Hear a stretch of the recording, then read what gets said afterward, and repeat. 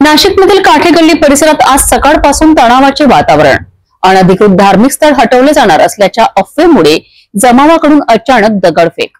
पोलिसांनी प्रसंगावधान राखून परिस्थिती नियंत्रणात आणली आहे, परंतु या हल्ल्यात 3 पोलीस जखमी झाले आहेत।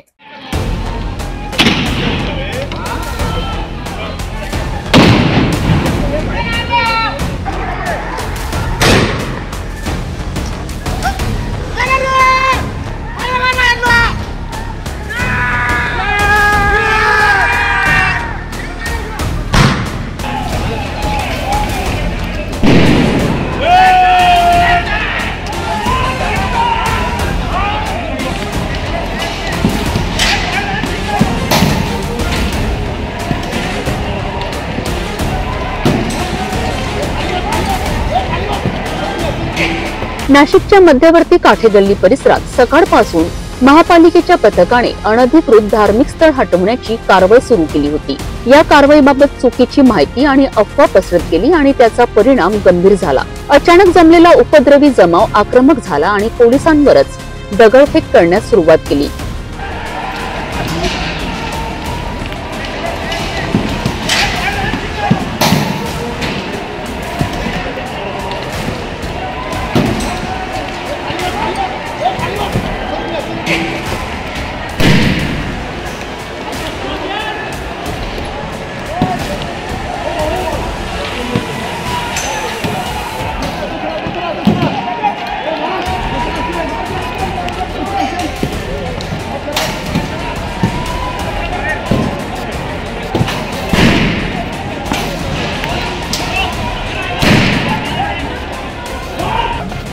सर तू बैठेगा बोलो मैं आपको बोला मैं एक बार तू बैठेगा या अचानक झालेल्या हल्ल्यात 3 पोलीस कर्मचारी जखमी झाले आहेत।